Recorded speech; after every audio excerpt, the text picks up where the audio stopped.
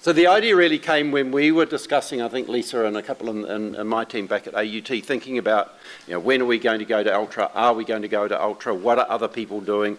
And what are other people's strategies about how they're going to move?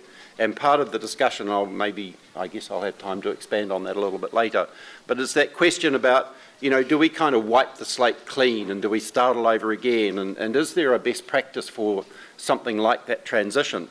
I thought, well, the best way to do that really was maybe to open it up to others to say, well, this is our plan, or we thought about doing that and maybe we, made some good ideas or some bad decisions. So what we thought is to perhaps gather together a collection of members of a panel that have differing views. I mean, we're not all here to just tell the same story. So the hope is that across the panel, we will have different views, we will have different approaches, perspectives, and that was the very point. And hopefully members of the audience will have contributions to make to that discussion as well. So I think that we have a good selection, a good set of differing views, and let's see where that goes. Thanks, Lisa. Do you want to go through in any particular order? No, just anybody could go first, and I think we'll go last as soon as we kind of organised it. Or maybe just go across the panel. Do you want to start off, Maree? Sure. So MAREE, DINAN-THOMPSON. I've got a new name up there, so that's cool. People can't say Dinan most of the times anyway. So I'm Dean of Learning, Teaching and Student Engagement at JCU, and you would have seen plastered across some of the sessions here that we are an early jumper into Ultra, and that we have used that, I suppose, we did jump early and on purpose, and have used it as an absolute catalyst for many things at the institution. So I was just explaining next door when we were talking to the student digital experience, an example is we had 70% of staff, or still have quite a few, 70% of staff using Grade Centre. So we have utilised and thought about changing our student interface, getting a more interactive nature. We had a blended learning policy, we had guidelines, we had PD, we had beautiful pockets of blended learning existing at the institution. But we needed to do something that was systemic to change the practices and to offer a more interactive, upfront student focus to learning and teaching. And timing-wise, we chose to go with Ultra in that capacity at the same time. We were able to advantage on our partnership with our third party and have a play space, if you like, that was established for us last year, and have a look at what that meant for us as an institution, and then to progress it forward into a plan that went forward for funding to support a project for a 2-year time frame with increased resources. I would say that importantly, we did put forward that we needed user experience staff, and we also needed web developer staff to allow us to bring that together. And then put a plan in place with our ed designers who move in and out of colleges. So we have them with us in our centrally designed. I also moved all of the staff onto one floor that are part of the learning environments and transformation team, and they're co-located with our support staff so that when academics come over, you can see the functionality. So even some physical things changed to try and attract people in and to make that culture change. But it's not to say that it's, I think what you've seen this week is that, yes, we're pushing ahead, but there are multiple hurdles. And there are hurdles in terms of engagement with staff, and our ed designers are moving in and out of college-based types of activities on a week to monthly type basis. We have deans who are standing up, and we've had to confront stories, the hearsay that goes on as to what Ultra can't do and what 9.1 can do. And we know that that's what we have to talk through. So it's not an easy ride, but we have used it and are enjoying it and jumping in so that it creates a culture change for us at the same time around a more responsive, and an absolute target was accessibility. So we have to say we put that up front. It was all about mobile learning and absolute accessibility. So they were probably the underpinning ones.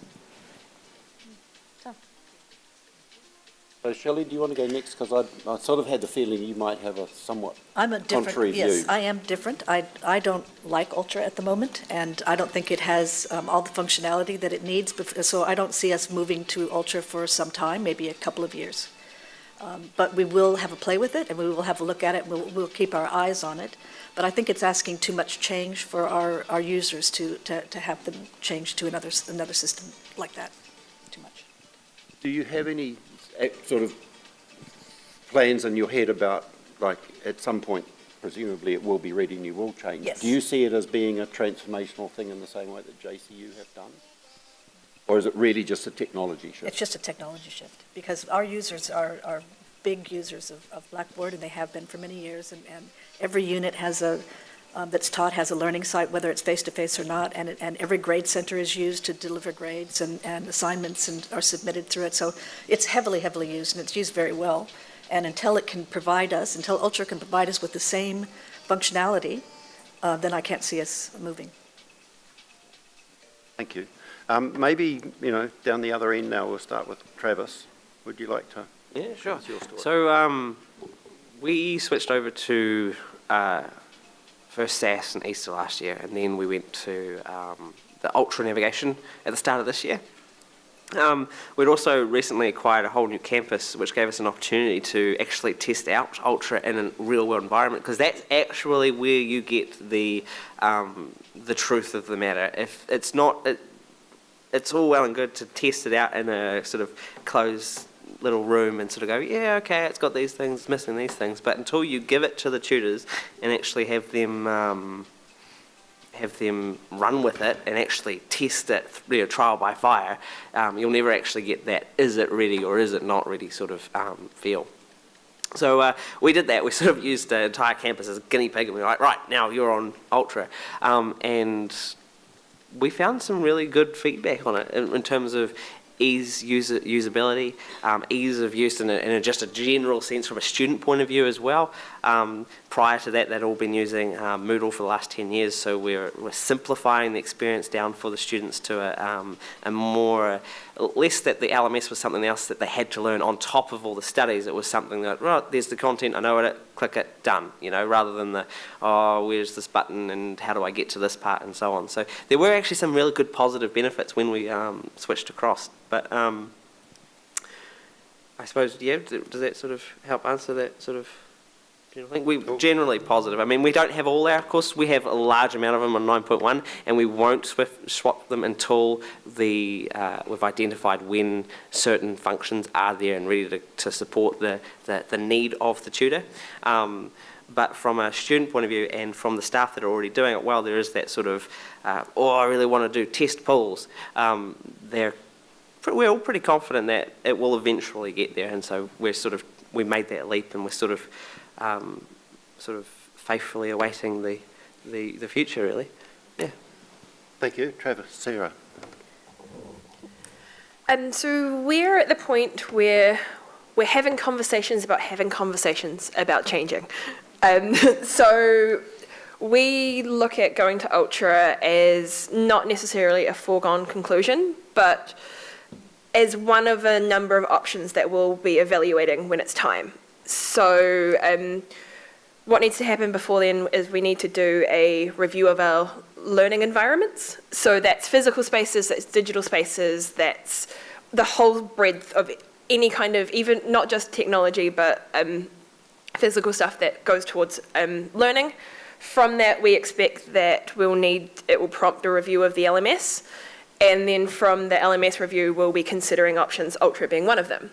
At the moment, we can't we can't do our teaching as we do it on Ultra. We need blogs, wikis, and journals. It's core to the way that, not just how a lot of people teach, but how our better teachers teach.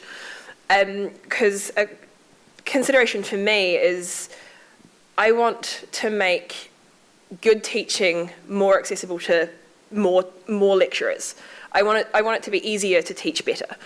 And at the moment, where Ultra is at, and it looks like in the future it might be there, but it's not there yet. Yeah.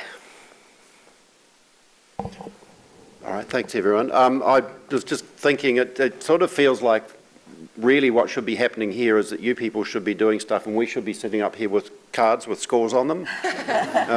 Because I think that sort of feels like the way we're set up. I was thinking before, and I was talking to Rochelle out there, I think it was, earlier, that I've probably been using Blackboard longer than some of you have even been alive, which is a scary thing. I started using Blackboard when it was actually called Course Info version 2, which was in that 20-year time cycle that people are talking about. And we've been through a number of iterations. I mean, you don't live with a product for 20 years without there being some change. And I actually remember us hosting the first Asia Pacific user group in Auckland in 2002. So it's been a long journey, and I was thinking about, Rochelle was talking about what is it that excites you, and I thought, well, these days it's not a lot really. But in fact, over that 20 years, there have been a couple of shifts in interface. Now, if you've been around Blackboard for long enough, you might remember there was, I think it was Blackboard 6, version 6, which was a complete dog and a total nightmare. You remember it, Shelley? Yeah. But there was a sort of a change in the look and feel and the interface, and it kind of, it was such a painful experience. And that was that user group in 2002 where we basically sat in that lecture theatre and abused the Blackboard representatives that were there with us. And give them credit, they took it on the chin, right? They knew. Then I believe probably Blackboard 9.0 was quite a significant change again. But I actually do think, notwithstanding the bits that are still missing, that the Ultra move is probably the most quantum shift in the design of the product. The problem, well, one of the issues, I guess, is that it's taken so long to get there. I remember going to Blackboard World about 3 years ago, I think when it was in Washington, and at that point there was all this rah-rah about Ultra, but actually it seemed like nobody really knew what was going on. We got all kinds of different messages about how far it had got and whether Learn was even going to still be supported. I remember people coming away from that conference 3 years ago kind of thinking, well, are we still going to have 9.1? Are we not going to have it? When are we going to have Ultra? It actually was, I have to say to the Blackboard guys, it was not well managed at that time. And so I think I'm a little bit like probably Sarah and Shelley in the sense of thinking, so we know that we have to go there at some point, but when is it going to be ready? And I know Lisa and Shen and others in my team back at AUT did a really good, solid evaluation about 12 months ago. I said, let's have a look, is it actually ready? And they made an assumption that said, no, it's not ready. And it's missing a number of things. And I think, Sarah, you referred to some of them. I mean, we do use blogs and journals and so on a lot, and things like that are really a bit showstoppers until they're there. But at that time I said, let's just forget about it. 12 months' time we'll have another look. And I was saying to, I think, Chris and various people the other day that for me there were three choices there. There was, choice A was, it's great, it's fine, let's go with it, it's all ready to go. The second option B was, it's not ready, but we can see significant progress to make us confident that it will be ready. Or the third was, this is going nowhere, we need to promote to the university that we need to be going out to market to look for an alternative. And I'm pretty sure that we're in B. Right? We're at that point where we can see some serious evolution. And I applaud you, MAREE, for taking that, the risk and taking that chance and seeing that opportunity and saying, we don't care if it's fully there, it's there enough, and we can really make it work. And I do seriously applaud what you and Danny and the team have done. It takes great guts and great commitment and organisation, so well done to you. I think we're still debating whether we see this as a complete new platform and the opportunities that provides and the extra work that requires, or do we just say, it's just an interface update, yes, we still need to move to SaaS and move to the cloud. I think we're definitely going down the track of this is an opportunity that we should not let slip by to reinvigorate what we mean by e-learning. We don't have enough structure and I guess compliance around how much people should use. One of our biggest problems is the extreme variation in student experience, and we hear that all the time. Students in one course, there's fabulous online facility, on another course there's just nothing, really, and maybe there's just the odd PowerPoint put up and the lecturer doesn't use it as an interface at all. So we're faced with trying to improve the student experience, I think is really what it's about. And this is an opportunity. We occasionally talk about, having courses like teenagers' bedrooms. And we would like to just clear them out. And there's the question of, do we get everybody a completely blank course? Nothing. It's ultra, start all over again. Or do we copy it over and say, well, you can make better use of that this way? I think we're still at that point. My optimistic time frame probably would have been in about 12 months. We've got things going on at our university that are probably going to delay that, unfortunately, frustratingly, yet again. But I guess one of the valuable things, and I sort of hesitate to think it takes this, but our CIO has been here for the last 3 days and has been quite buoyed, I think, and quite enthused by the opportunity, and now sees that this is a major project the university needs to undertake. So having an ally like that, I think will be really powerful, and I hope that that carries us through. So in my view, and I know, Chris and others have talked about Learn will continue to be evolved, will continue to be a viable and supported product.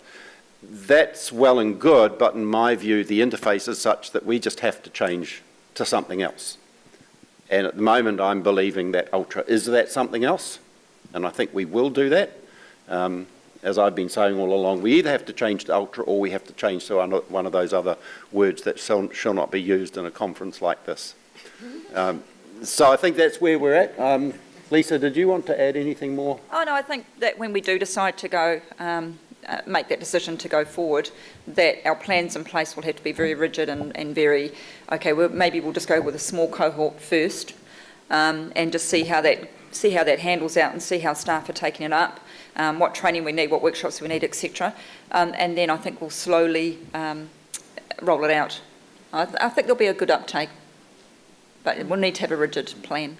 And I agree. I think there will be good uptake. I think people are really ready. A lot of people we speak to are really ready. But I think I've taken great heart and advice and information from what you, MAREE, and Danny have presented, and I think it's been really helpful. So, I think you had a point though, Mark. I have fantastic support through our ICT director, and it's come as a coordinated approach between Jonathan and myself across the institution. And we knew by jumping in that being a front runner, you take the ups and downs and the features and the rollouts and the whatever.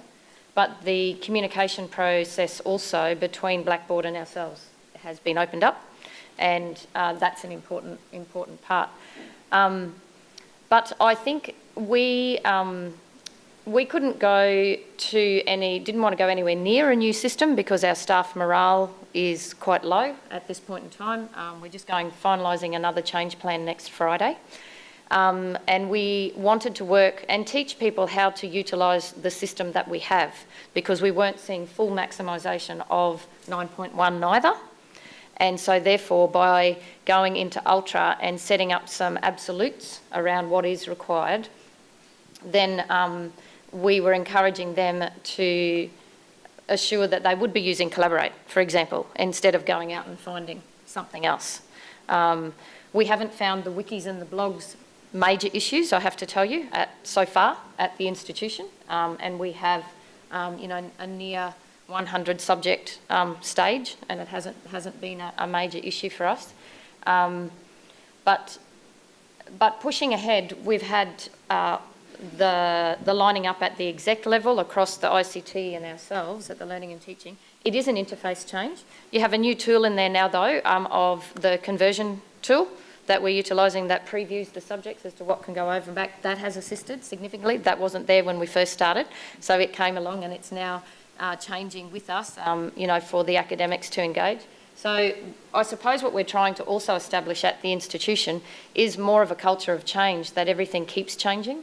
And therefore, by features rolling out, the academic has to change because, one of the side effects, though, I was explaining in meetings yesterday, is with the monthly updates, we also had to learn how to manage that internally amongst our staff, and know what are those processes. Okay, it gets released on a certain date, we need our team to focus on what does that mean for us, about 3 weeks out, and then thinking that through. So it has set up different types of structures within the team as well. And I think that's actually also a really important point. I have had some trepidation about that because typically what we do as a team is we decide on a version upgrade, and it might be once every 12 months or it might be once every 18 months. And we do a massive product test. We evaluate everything, we check what's new, we write new guidelines, we check if there are any showstoppers or things that we need to know about, and then we make an informed decision to do a major upgrade. So how are we going to do that when it just happens inevitably outside of our control on a monthly basis?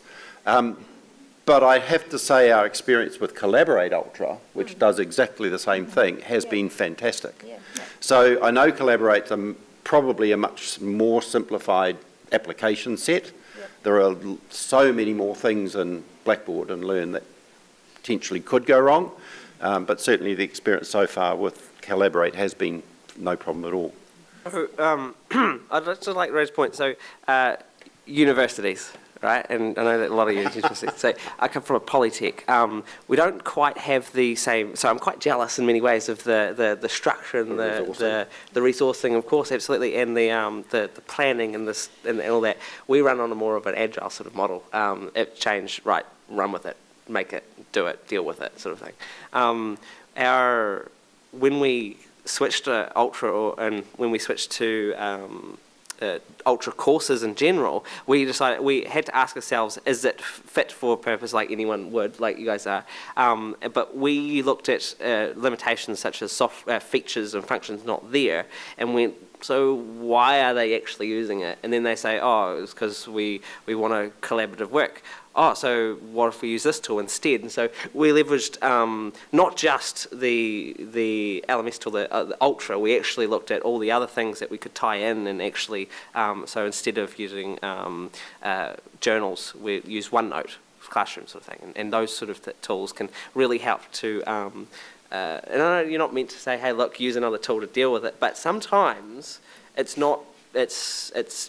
better to use the whole range of the things that you've got than it is just to say, right, it's just the LMS, anything teaching is just the LMS. Because you've got to remember, you are in a digital environment, you have all these other tools that you can leverage. Leverage them, because that's where you're going to get the full power of a digital interface for your students. Assuming you have merged tenancies. Yeah, so assuming that your IT structure is in a similar spot, but that's how we sort of tackled the questions of wikis and journals and stuff. Yeah, and in many ways, point. it's not. Yeah, so just encourage people that are looking at the tool and going, oh, it doesn't quite do this, and well, is that actually something that is a deal breaker to you? Can you find a potential workaround until that sort of new way comes in? Because Ultra is not a clone of 9.1, it's meant to be a new experience, so that means some things will just not come across. So that's where you've got to, yeah. I think what we're going to get is people, when we go to train them in the new Ultra environment, they're going to be looking for stuff from 9.1 or from Learn, going, well, where is it? And that's what we've got to get over, and try and teach them, get over that. This is new, brand new, let's have a look at it. But sometimes it's absolutely a question around what is the purpose of using that tool? Yeah. And what is the purpose of why do you need that feature?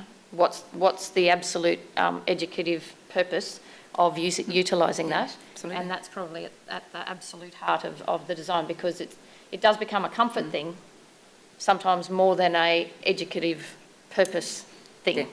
Yeah, exactly. I'd be interested to hear how big everyone else's support teams are for these kind of tools, because you mentioned the luxury of being a university. We have 5 staff who can support Blackboard across 2,000 professional and academic staff. And I spend half my time on MOOCs, which is not Blackboard. So we've got 4.5 staff, basically. So I'd be interested to hear about the size of other people's support teams. What about the size of institutions? Both, comparatively. So 1.5 with about 500. 500,000? What? No, 1.5 people to support. God, I wish I had 1,000. Sorry, No. think about numbers of academics. Yeah, right. So 1.5 staff members to support about 500 staff and 12,000 students, sort of thing. Yeah. So we've got about 2,000 staff with about 27,000 students. Yep. And a team of 5. And a team of 5 in a bit. We've got 15,000 students, and we've got 2.5 people to support it. And 1,000 staff. 1,000 staff. Academic. Yeah, academics and professional, because we use Blackboard for our HR courses and things like that, so everybody has something to do with Blackboard. Everybody, whether they're professional or academic. Just I'm really enjoying this open discussion. Yeah, I This was is just about to open it up to the floor. This is So let's just, open it up. I've got a heap of questions, but I think now might be a great time to just open it to the floor and see if yeah, here we go, straight away. Jump in. So there's a lot of discussion, you guys mentioned, and from other people that have been talking about doing the gradual rollout of Ultra when people get to that, doing individual courses at a time based on what's appropriate. What do you think the impacts will be on change management for that, particularly when you've got staff and students who are then in courses in both different environments, and particularly for, say, first-year students who are dealing with the cognitive load of then becoming familiar with two different interfaces? Sorry, just one thing, because we just ripped the Band-Aid off, right? Right from day dot on this year, you will have an Ultra sort of navigation. The courses, it has to be consistent. So if you've got a sort of a school, that should be 9.1. But you can actually do some tricks here. If you're thinking about it, you're wanting to try and over time convert the users into, because I come from an IT background, I come sort of thing, you're trying to convert them to use a tool in a new way or a new tool entirely. If you went and, so we have a per course, so Accounting 101, that is 9.1, but on a program level, because it's a different function altogether, we have an Ultra course. So we're slowly integrating both of them, but because it's different purposes, it works quite well. So there's another option there for you. So. When you go to SAS though, and the platform itself is still, it has changed anyway. So when you go to SAS, you know it's very much the Ultra platform sitting underneath, so we had to send something out, communication was, to show how the layout looks. And 9.1 can coalesce, sit in within that. However, hence our decision of first year, next year, absolute, across the institution, everyone's on Ultra. Because we've undertaken a coding of the survey material over the last few years, and it's the inconsistency that has led us into the student digital experience policy drive that we're going with. And in doing so, that was a directive that we got buy-in from our academic quality people within both of our divisions, and that's what we're pushing for first year, next year, and then after that, we should be able to just continue to roll.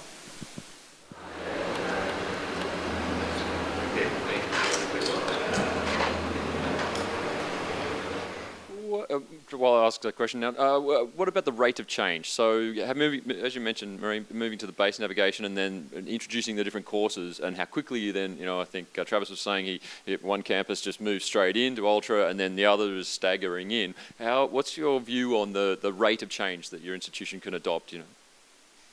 We started with only 5% of them working very close, at elbow support, in the rooms with us. So only 100 subjects targeted up front in the first instance, but we were learning the system ourselves. We were also waiting for features to roll out. We knew that we needed that 6 months just to catch up and to frame up what you've now seen as the student digital experience, the baseline. So we started slow but had absolute intensive sessions with those staff. It is now spreading in that we've got more uptake and now some staff are actually wanting to join in, because what we're seeing now is subjects operating currently in study period 2 in Ultra are being shared at teaching and learning committees, and now you've got people starting to say, oh, well, maybe I might jump in earlier. So we've let that bubble to try and see what's happening, but so you'll always have the early adopters. We haven't stopped them. We've kept absolute access to the professional development if someone wants to come in early, but they did need to go through their Director of Academic Quality to make sure that that was known, and that they weren't just doing it on their own. They could also open up a sandpit and play in a sandpit. Every staff member has a sandpit, and they can play within there at their own will, previous to a decision being made as to when their subject goes across. But our mission is 2,200 subjects in 2 years. We only started 100 in the first 6 months. We've now got currently another 300 underway. But when you think about that, on an average of the staff that work with us, they would have, 3 subjects each. And so they learn it once. Some colleges have also, here's a thought, some colleges have also allocated 40 hours, 1 week's work in the very first time that they do the PD attached to their training for Ultra, and that became a workload recognition that you might want to consider back at your own institutions, and that was a buy-in for staff to say, well, at least I get something on my workload for the year to say that I've got to do this as part of my absolute work here, and you get it once, knowing that you get exposed to it, developed, and then it's up to you then to roll out the others. So we started small. And there will be some still that have to run in 9.1 though. So we've got a complication at the moment with our medicine subjects run as 12 credit points or full year subjects with thousands of students and seems like thousands of academics in it as well, but up to 60. And so therefore we've got a major dilemma with trying to work that out.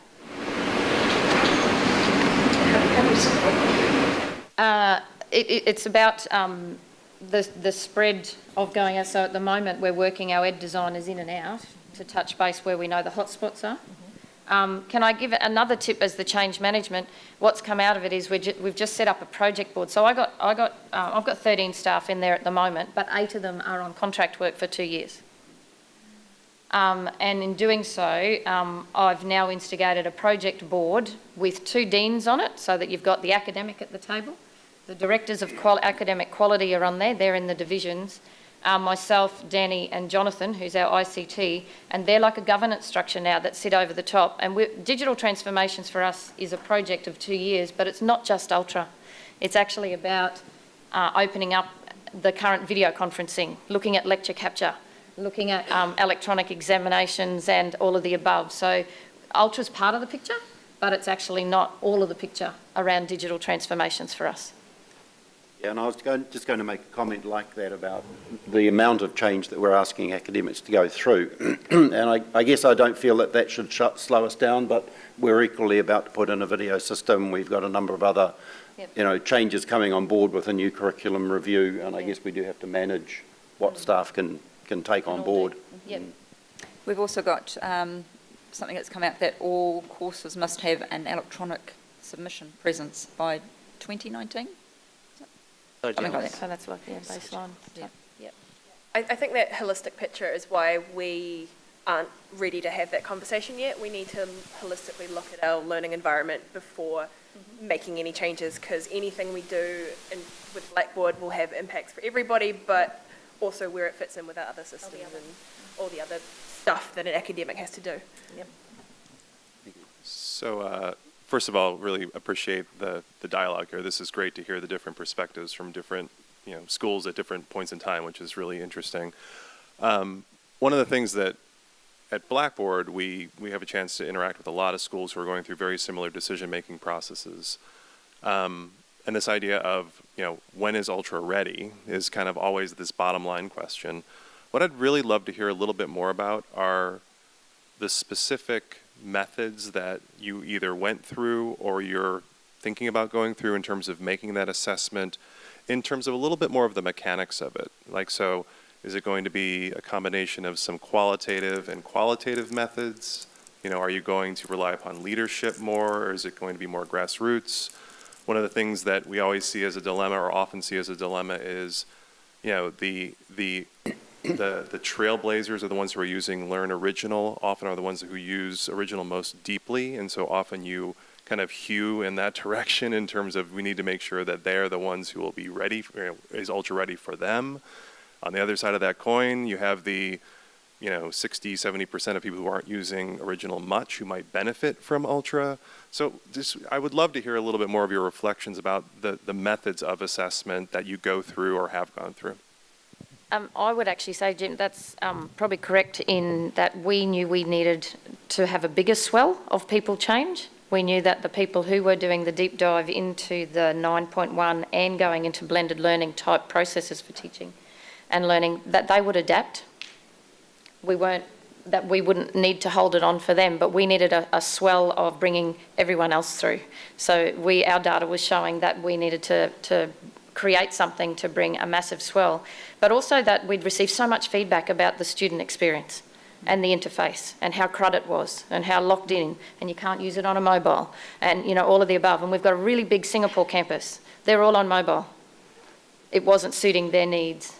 So therefore, we had other things, happening, but it was about bringing the groundswell through. So we hit it at that side as opposed to containing what works well currently in 9.1. And I'd agree with that point entirely, Maree. I mean, we have been being told by students for years that they've got this uneven expectation or uneven experience in the way that the tools are used. And that the big criticism of Blackboard currently is it's clunky, it's unwieldy, there's too many clicks to get anywhere, and we've been hearing that for years. And so moving just for the sake of the experience and the navigation and the interface is good enough. The other thing, and Lisa might expand on a little, when we've done evaluation, I've said what we need to do is not look at what we can do and learn and can we do that in Ultra, it's what do we need to do and can we do that in Ultra. And it's really difficult, I think, to be fair, because you have an experience of you do these things because you do these things and can I still do them? But having that question about, well, why are we doing this? What's the advantage? And so the evaluation testing of Ultra is really quite tricky to know that you're actually testing, the overall functionality, not just the individual tools.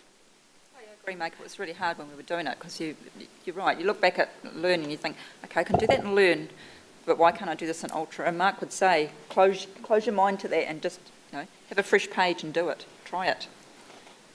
I think you do need the qualitative and the quantitative, though. You need to have both collections of data to make a reasoned judgment. So one of for us, we've got we sort of, so I'm the one sort of that decides whether they sort of go. We sort of hey guys, this is cool, let's do it. The legal requirements sometimes is a factor. So we have moderation requirements, and for example, some courses are really heavily moderated, and they really require sticking right to that academic level. And sometimes just the tool can't meet that need, right? But that's part of it. So legal requirements is one thing. Whether the area has sufficiently delved into it and how much investment they've already made and whether or not that investment would be wasted anyway. So if when you invest in software, when you go so deep into Blackboard and say you've got an entire faculty or school doing this, if you take them over into Ultra, will they lose half the stuff they've just done over the last 5 years? Because the staff are just going to be like, nah, why we won't do it, because you've just wasted all the work that we just did. And getting staff to actually use an online tool is like a lot of work. And then when you come in and say, well, okay, and cut off half of that work, they'll get quite annoyed and they push back and they just don't engage. So if it's at the point where the people that have dived into it, so our champions, are comfortable, then we sort of make that sort of judgment call, yeah, it's sort of ready for us. But yeah, I suppose. So just taking a step back from the actual tools and functionality and the equivalency bit, one of the first things I noted when I tested migrating a course across to Ultra was the loss of the course left menu. Now, for what I've been working on in the past, there was a lot of discussion about what's our standard left menu, how's that going to be? And then you sit there and go, okay, we don't have that anymore. And how does this impact how we structure the courses from that perspective? Like, the first thing I noted is, well, it no longer works having the assessment below the course content, because now you have to scroll past all the modules before you can get to the assessment, which students really care about. For those who have already gone to Ultra, how did those elements impact that side of your design? And for those who haven't yet, is this something that you've thought about? Yeah, well, here's the thing, when we go, like, okay, so you guys, for a vast majority, have policies, plans and procedures to go for, like, it must be this, this and this. Our sort of take on it is giving the academic the trust to be able to deliver it in a certain way. Some of them miss the mark by 1,000 yards and they're just like, what is that thing you've made?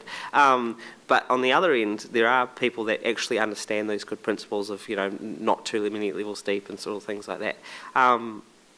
The tool is consistent, it helps with that sort of consistency, but we very much give the control back to the tutor to say, hey, look at the course from a student point of view, which is where the student preview is going to be really helpful. Look at the course from a student point of view and see, is it easy to use? If you were studying here, could you do it? And quite often, for the ones that are sort of over there, they sort of go, well, no, can we make it better? And yeah, we can sort this out, sort of thing. So the left-hand, it hasn't actually created too much of a hassle for us, to be honest. I think the left-hand tab is something that we have become very used to, but if we flip it to the student, because this is, so one of my core missions in being in this role is that an academics work is all for its students. It's not for me. My job is to supply an experience for a student, and therefore what the students are currently finding is that everything is contained within one page almost, where you can flick across to where your groups are, to attendance, to joining a Collaborate session, to another panel coming in for, different information. So they're so used to scrolling. I'm sorry, but when you watch our current users of any digital capacity, they just scroll continually through. And I was concerned at the very front end of how many layers of folders, how many folders it was going to end up being. But in terms of the previous subjects that have existed at the institution on 9.1, and going from folder to folder and cutting across, there has been a streamlining activity to which many staff have just fallen into, thank goodness, because I have had some subjects with 1,400 items in them with 18% engagement, because they just cut and paste and roll over year after year, and it's crud material, but it's a way of them to archive it. And in doing so, they haven't cleaned anything up. So it's a blessing to me, I have to tell you, when the conversion tool says it can only bring 60% over or whatever. For me, that's a woohoo, because it means what they're going to look at is what's really important that should be coming over, as opposed to, oh, but I do this every year and this is what I've managed and I keep it open and I tag this one open one year and that one not another year. And I think because it's all housed within one page, the navigation is all about the student. Sure, the academic has to catch up, but really it's absolutely about making it as streamlined and integrated as possible. It's not to say it's without hassle, but I think it is something that we've got to get used to. So the whole reason we spent so much time focused on the left menu bit was about the student experience. It was about the consistent interface that they're going to have and about reducing the cognitive load of where will I find these things in my course when they come into a new subject. So that's just one of the bits that I sit there. I suppose we've tried to do that from the student digital experience standards, because it tells that every subject does have a subject orientation. Every subject will have a link straight out to support. Every subject will have, what the expectations are around media content. So maybe we've come at it from a different angle. We haven't actually said, in our subject outline policy, there is a requirement for academics to either create it within modules or within weeks or within topics. So that's probably something where it's picked up in another policy that then frames what it would sit like and appear within a subject structure. So it's about joining the dots too, I think, across those in guiding academics. You also got to remember there's a bit of tool. The tool itself actually keeps you in a structure. So without that nav, you don't have 50 different options that have this folder, this topic, this topic, this topic, this topic. So you're actually removing the ability for them to make that mistake, which is sort of good. And the 2 layers deep being the limitation, you initially think, oh, we can't manage that. I've got 5 folder structures and stuff. But when you actually go, oh, if we phrase it this way or restructure it this way, it actually really does get them thinking about the best delivery methods. So the tool actually does help quite a lot in that respect. So the bit you mentioned there with the 2 folder deep bit, that's another bit that I went, oh, interesting. Not so much from okay, let's restructure so we're only going too deep, because that's doable, but the extra step to with the migration and rollover of courses that have previously been in Learn across there, because what are the left menu in Learn come across as your first folder level, and then things move around. So for those who have already gone across, how did you deal with that? Drag and drop. So the drag and drop thing, the fact that you can just move it up and down, that's quite a really useful design choice from or just a usability angle. They don't have to delete it, re-upload it or anything like that, but they can if they want to as well. And some of our staff just go, all right, we're going over to Ultra, I just want a fresh slate, because they have been using Blackboard as an archiving thing, and the ones that are brave enough to say, yeah, we want to go over to Ultra, they're the ones that are they want the full control to start afresh anyway, because they're often the new staff coming in. So yeah, that's just a comment there. The drag and drop, I have to say, is fantastic. It's just eased so much of it. And then I agree that the tools, the left-hand panel set up some type of structure for students and consistency, but at the same time it actually added layers of requirement to students, because you had to jump into this folder, then back out and go into another one and back out. Where's the study guide? Is it course information or course material? Yeah, or things so like that? in some respects it also added confusion to students. So whilst we might see it as a logical structure, it also adds extra work for students to locate things. So, Glenn, anything Yeah, else? Anything we've else got on the panel? time for one more question, I think. Any more questions? Yeah. So obviously, Ultra is an evolving thing, and with some of the gaps are being plugged, new features coming on board, and that. Do you have an approach where you've got a constant, like a blog or something, to let staff know, a way of disseminating, hey, new feature available, here's some training available, that sort of thing? I have to say a communication strategy is an absolute, and that also goes down to any particular issues that you might have raised, that staff have raised, because otherwise you get a barrage of it sent to you through your, info help or whatever email lines.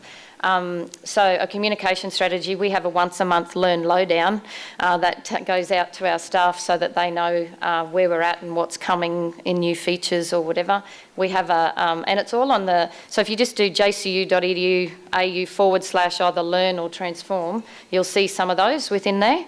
But communication strategy, the only difficulty we have though is that who in this room opens their emails to read JCU or your own institutional things? We're finding for students when it comes to orientation week, on email now we're only getting 60% of them opening it up, and it's the same for our staff. So email's not always the best way to communicate, and we may have, we've always got to think about other things, but you do have to have a communication strategy because they're waiting for feature rollout, and you need to provide. Yeah, EasySoft. There you go. There's a plug for EasySoft. And do you have like an exemplar type thing where here's an example of good practice using this new tool set? So what's just happened in the first 6 months is that we had modules developed called foundation modules, which were set up largely through media site recordings and things to go in. We've now reframed that as an absolute subject site, and that then makes the academics go into this, in being a student in an absolute subject site and getting them to know the functionalities within it. So that would probably be another message or suggestion strategy, is to create your orientation type work that you might do as a PD in a subject site, because it forces them to use the tools and know what's there. Student feedback. So we've, today's a good day. I'm not there, but we've got feedback through an advisory forum today, which will be good. The feedback so KeyPath is our provider that we've used for the Master of Nursing and Data Science, and the feedback there has been quite nice in terms of the navigation. We've got minimal email coming in about where to find things. Seriously, minimal email would be the same for you, Travis, yeah? Students just find the content. That's one of the best things about it, is it makes the student experience so much more simple, because there's so many tutors that will just I'm going to have folder here, I'm going to have a new menu, another content area here, another one for this particular niche topic, zip files and zip files and zip files sort of thing. And so it does really help with the access to the content. But that group that we've got there are a postgrad group, and we're only now just hitting the undergrad group. So we've got to wait. And see what the feedback's going to be from our undergrad market. Right, thank you.